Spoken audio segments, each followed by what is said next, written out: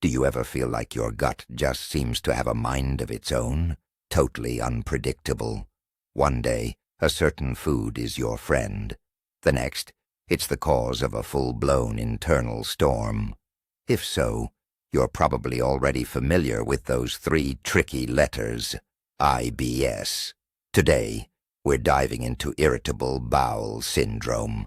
But don't worry, this isn't going to be a boring lecture on symptoms. Instead, I'll walk you through a complete meal plan for one day. A day your gut will thank you for. Stick with me, and you'll see that eating for a happy, calm gut can be simple, straightforward, and even delicious. Let's get one thing straight right away. IBS isn't a disease in the traditional sense. It's a functional disorder. Simply put, your digestive system is structurally sound. There's nothing physically wrong with it. But its software, so to speak, is a bit glitchy. Think of it like a train dispatcher at a busy station who suddenly started sending out trains in random order. Our goal isn't to fight this dispatcher. It's to learn how to work with it.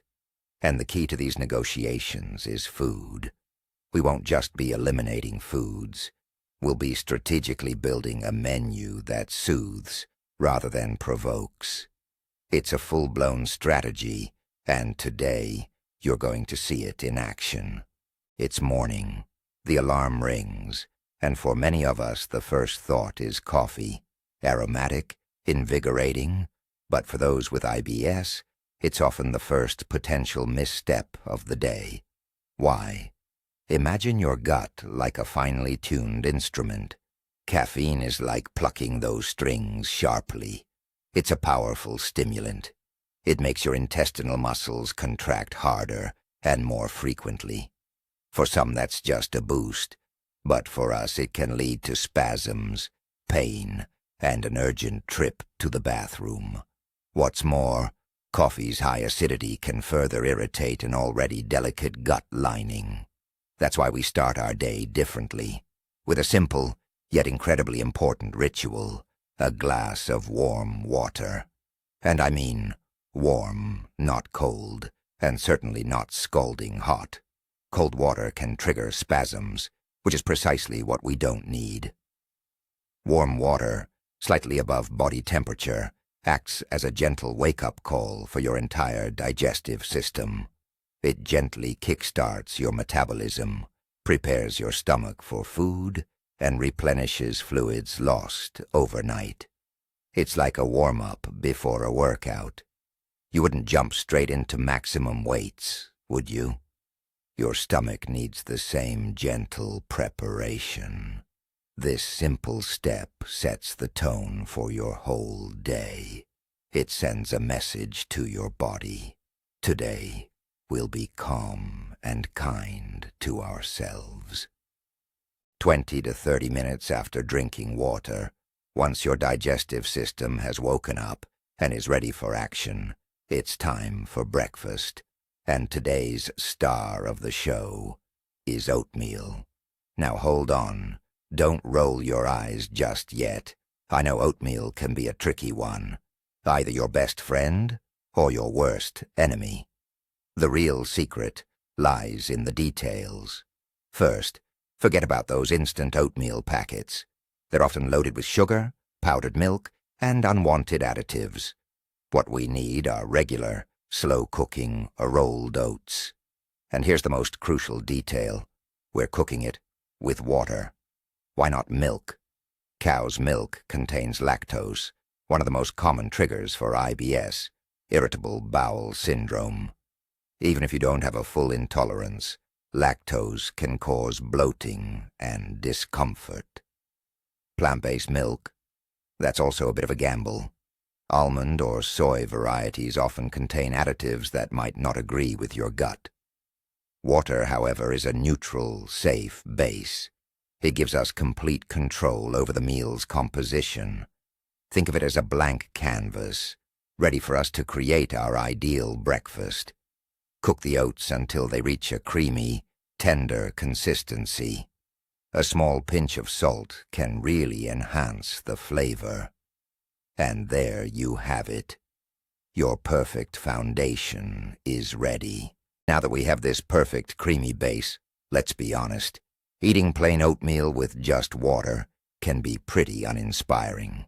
We crave flavor, color, and a little joy.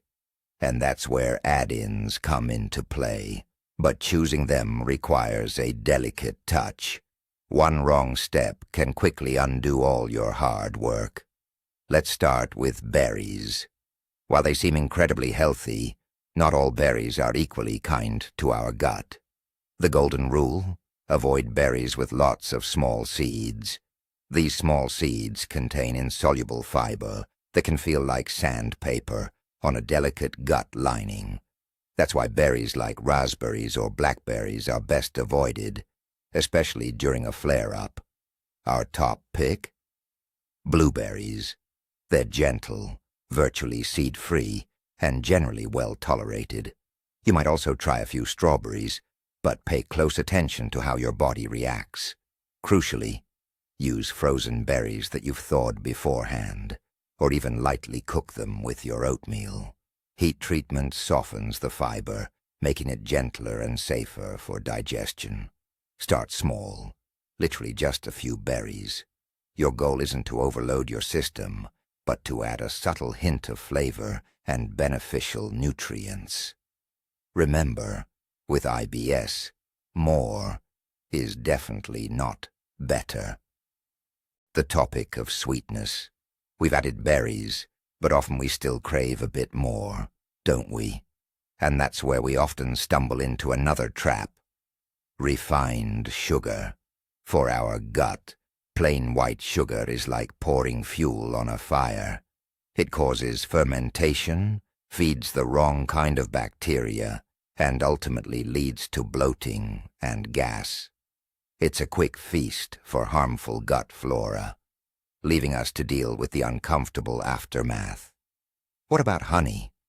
Unfortunately, it's high in fructose, which can be a significant trigger for many people with IBS. Artificial sweeteners, even worse. Their chemical structure can confuse our gut microbiome, potentially leading to unpredictable reactions. So, what's the solution? Our savior here is natural maple syrup. In small amounts, it's generally tolerated much better. And the operative word here is small. We're not looking for an overly sweet, sugary mess. We just need a subtle touch of sweetness. So, add just half a teaspoon. That's enough to balance the flavor, but not enough to trigger any issues.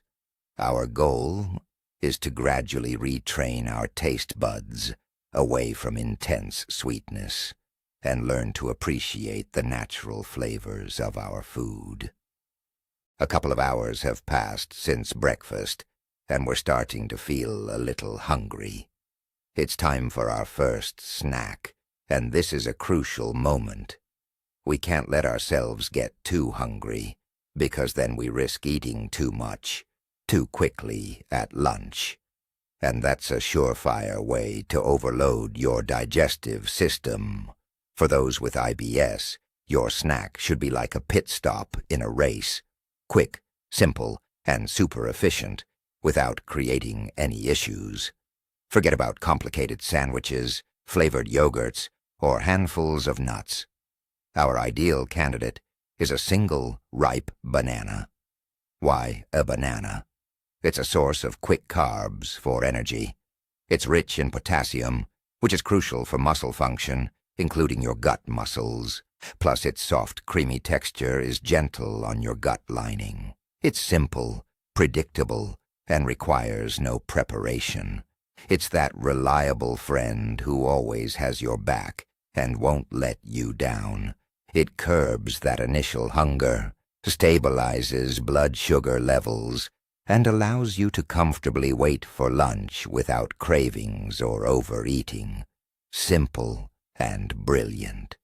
Speaking of bananas, there's a crucial detail many people overlook. Not all bananas are created equal. For us, the key word here is ripe. Take a look at the peel.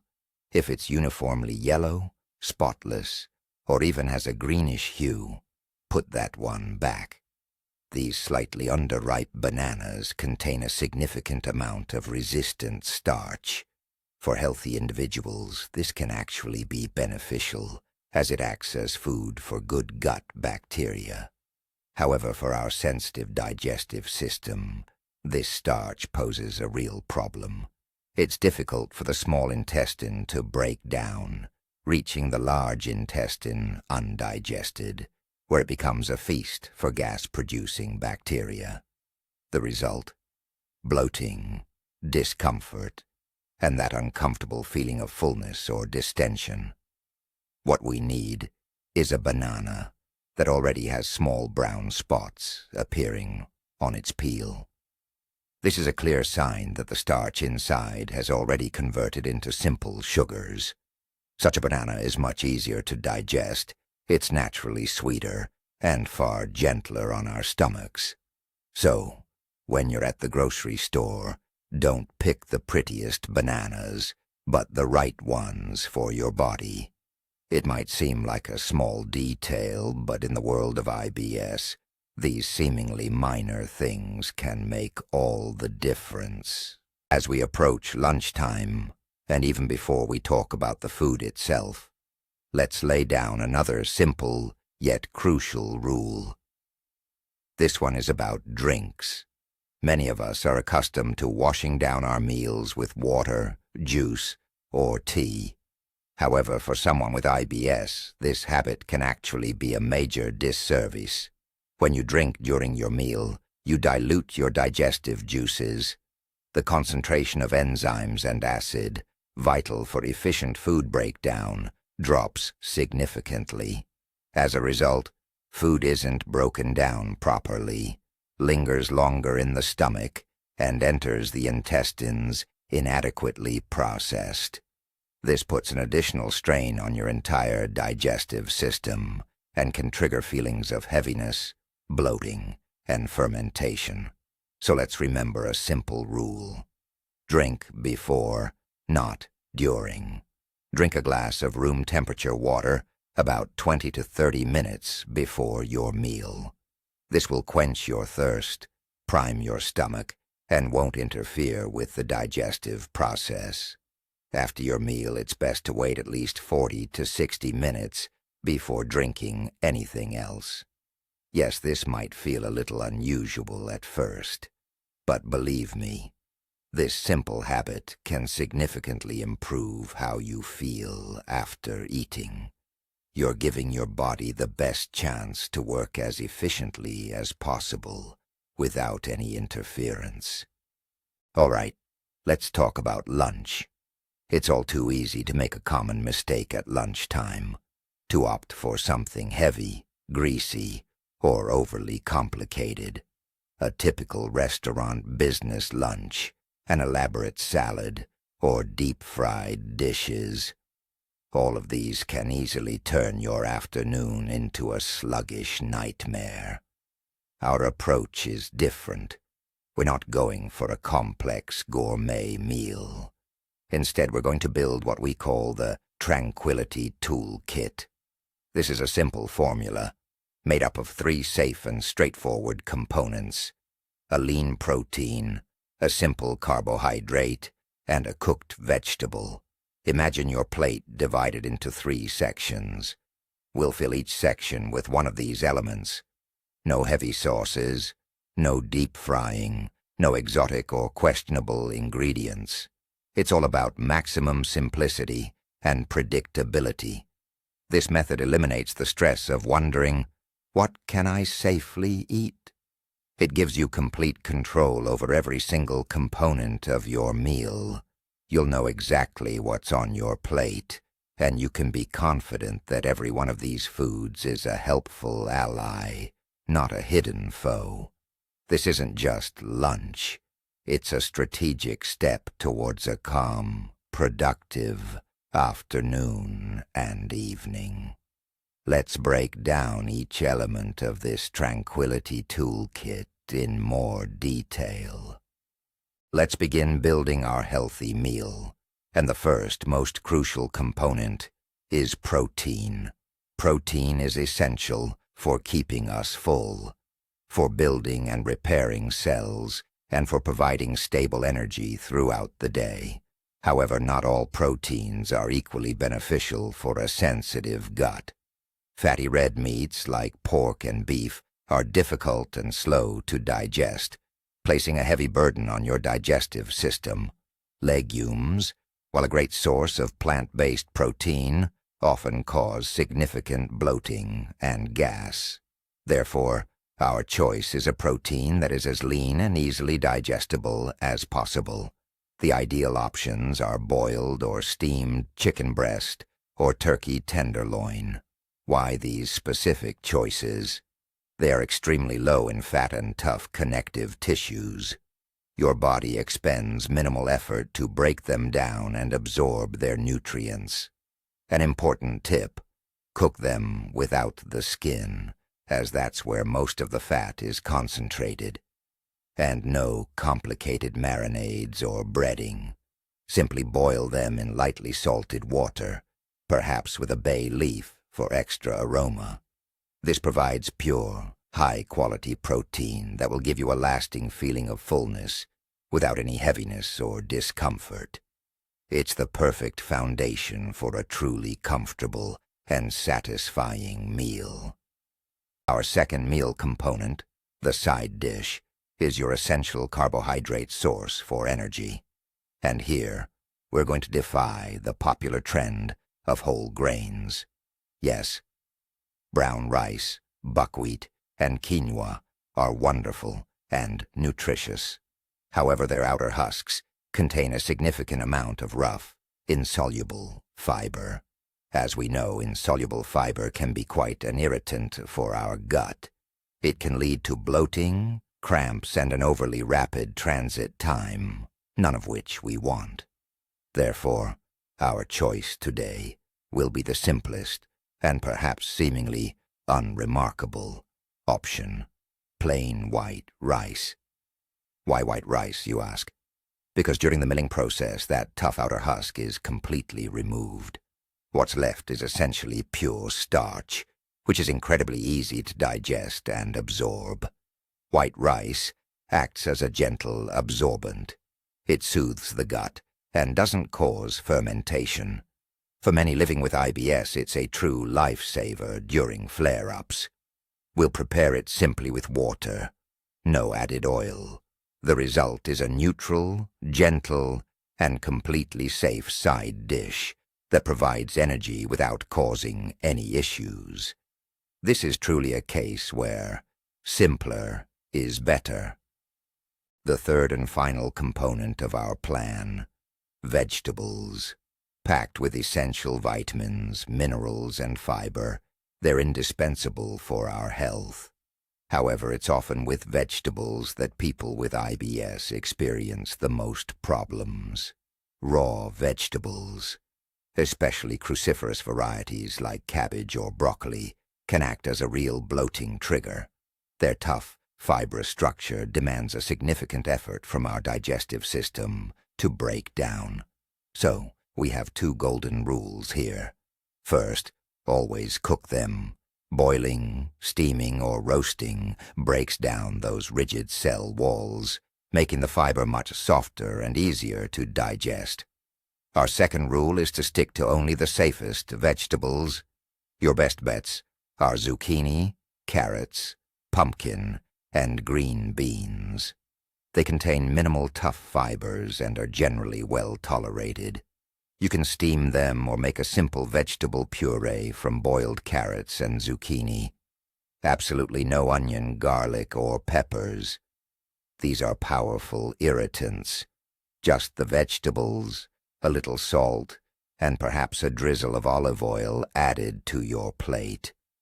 This ensures you get all the nutritional benefits without compromising your comfort. Now let's take a moment to debunk one of the most pervasive myths about healthy eating, a myth that can be catastrophic for someone with irritable bowel syndrome. The myth goes like this: for lunch, You absolutely must eat a big fresh vegetable salad.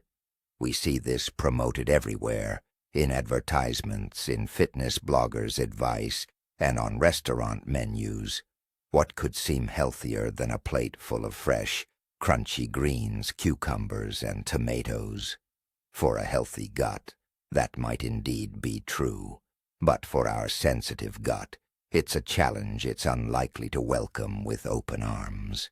A massive amount of raw fiber is like loading rocks into a washing machine instead of clothes. Your digestive system has to work overtime, just trying to process it all. The result? Bloating so severe your jeans won't zip up, painful cramps, and constant gurgling. Lettuce, cabbage, raw carrots, and bell peppers, all of these can act as triggers. So remember, what's considered healthy for everyone isn't always safe for you. Our approach should prioritize gentleness and care, not aggressive crunchiness or raw freshness. Lunch is behind us. A few hours have passed, and dinner is still a long way off. To prevent overeating later, we need a mid-afternoon snack. This one should be even lighter than our morning snack. We don't need a lot of calories.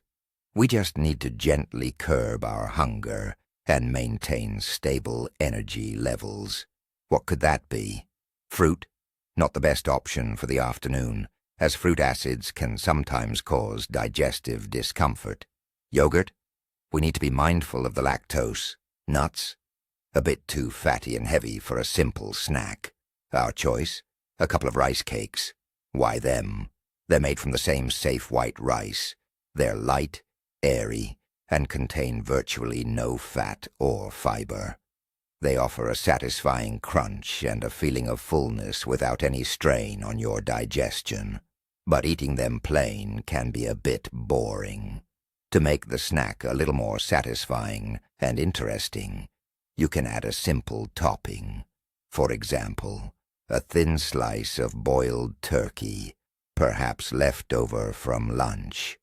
Or you could whip up a pâté from boiled carrots, blended with a drizzle of olive oil. This creates a light, safe, and flavorful snack that will help you comfortably make it to dinner. Let's talk about drinks again, but this time, let's look at it in the context of your entire day.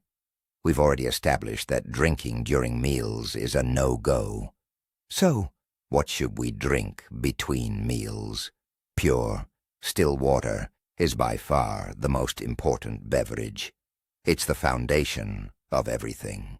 It ensures your fiber works effectively, helps flush out toxins, and supports all your body's vital functions. M for your daily recommended intake, usually around 1.5 to 2 liters.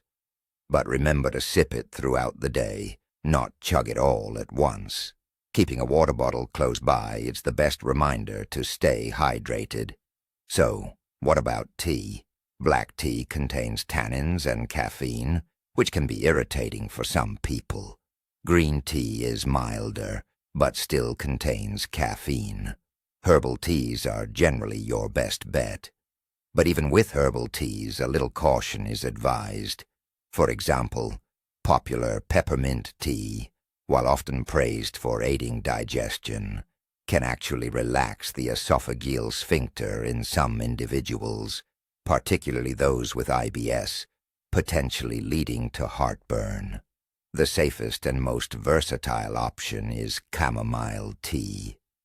Chamomile is well known for its calming and anti-inflammatory properties. It gently soothes both the nervous system and the smooth muscles of the intestines. A warm cup of chamomile tea between lunch and dinner is a wonderful way to both warm up and settle your stomach. Evening is here, and it's time for dinner. Here are 2 key rules to ensure a peaceful night and an easy, refreshed morning. Rule number 1. Timing. Aim to finish your dinner at least 3 to 4 hours before you go to bed. If you go to bed with a full stomach, You're essentially putting your digestive system on an unwanted night shift. Instead of resting, it continues to work, which often leads to poor sleep, morning sluggishness, and bloating. Give your body enough time to peacefully digest your meal before it transitions into rest mode. Rule number 2, keep it light. Make dinner the lightest meal of your entire day. Avoid anything heavy, greasy, or fried. In the evening, our metabolism naturally slows down, making it much harder to digest complex or rich meals. Think of your body like a bustling city, settling down for the night. The active movement on its streets gradually ceases, and lights in the windows begin to dim. Similarly, your digestive system should be gently winding down its work, not suddenly tasked with an urgent, heavy job like a dense dinner. Following these 2 simple rules accounts for 80% of the success needed for a truly peaceful night. So, what should be the main course for our light and well-timed evening meal? If you've had chicken or turkey for lunch, white fish makes an excellent choice for dinner. Varieties like cod, hake, pollock, or sea bream are incredibly easy to digest. Fish protein has a different, more delicate structure than meat, allowing your body to process it much faster and with less energy expenditure. What's more, white fish is naturally low in fat, and the small amount it does contain consists of beneficial omega-3 fatty acids, known for their anti-inflammatory properties. A real bonus for our gut health. The best way to prepare it is by baking it in the oven.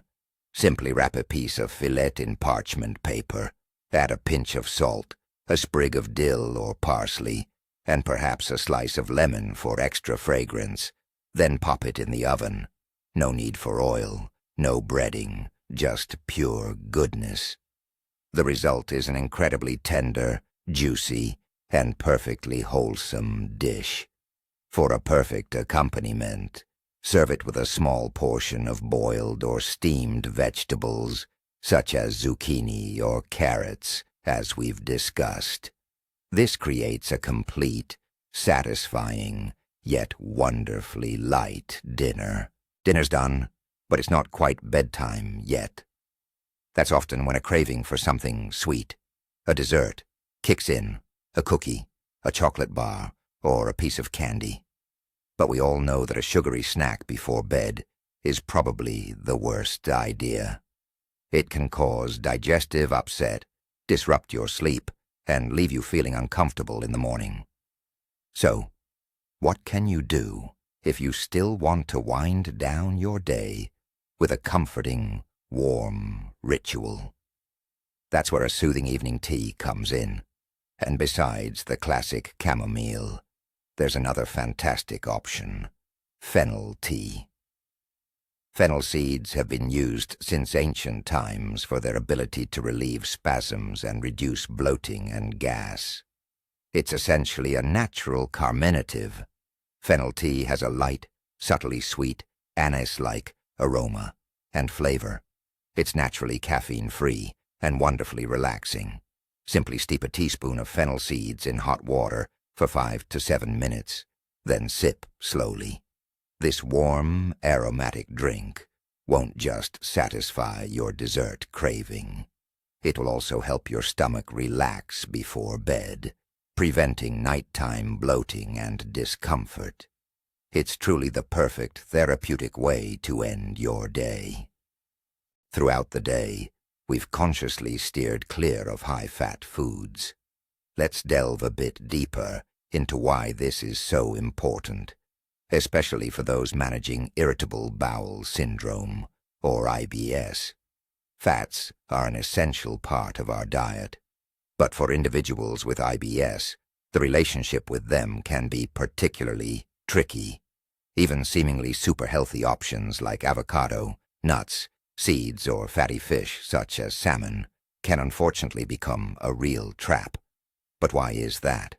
Firstly, Fats slow down gastric emptying. This means food stays in your stomach for longer, potentially leading to uncomfortable feelings of heaviness and fullness. Secondly, digesting fats requires the active release of bile. This process, by itself, is a powerful stimulant for gut motility, or peristalsis. For people with IBS, particularly those with the diarrheal subtype, IBSD, this surge in activity can trigger painful spasms and urgent bathroom trips. Now, this doesn't mean you need to eliminate fats completely. Absolutely not. But their intake must be carefully controlled. For example, we used just a tiny drizzle of olive oil and got some healthy fats from fish today. That was perfectly sufficient. However, having a handful of almonds or half an avocado can be a significant risk, one it's best to avoid, at least until you achieve stable remission and have a clear understanding of your personal triggers. So we've broken down an entire day, step by step. However, there's one more, arguably the most crucial tool, without which this entire dietary approach might not be as effective, and that's your food and symptom journal. The menu we've discussed is an excellent starting point, a safe baseline. But remember, everyone's body is unique. What works perfectly for one person might cause even a mild reaction in another.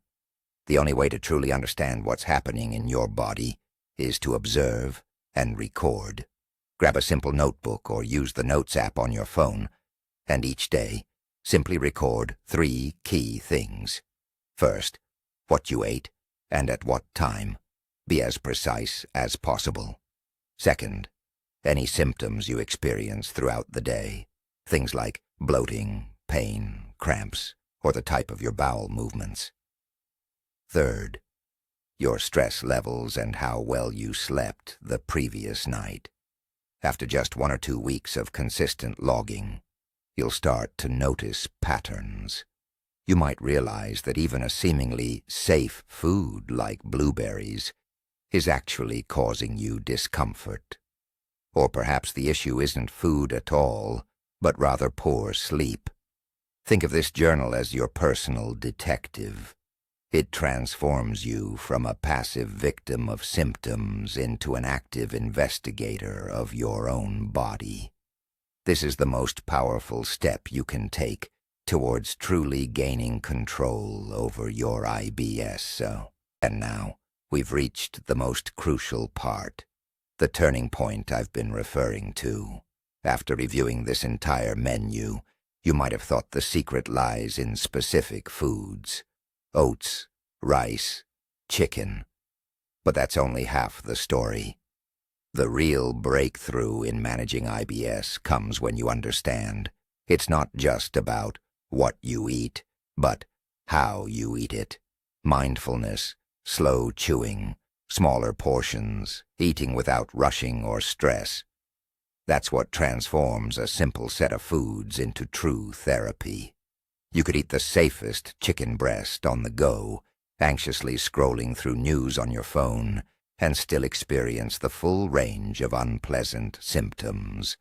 Conversely, eating something a little more borderline, but in a calm environment, with enjoyment and in small quantities, might leave you feeling no discomfort at all. The menu I've shared isn't a rigid dogma, but a safe foundation from which you, by listening to your body, can build your personal comfort diet. So, together we've gone through a whole day, designing a diet for a calmer gut. We've seen that eating with IBS isn't about hunger and bland restrictions, but a conscious and gentle choice for your overall well-being. It's truly a path to befriending your body. Thank you for watching this video all the way to the end. If you found it helpful, please give it a thumbs up and subscribe to the channel so you don't miss future episodes. Now, a question for you. What foods do you consider your personal friends or enemies when it comes to IBS? Share your experiences in the comments below. Let's build a helpful knowledge base together.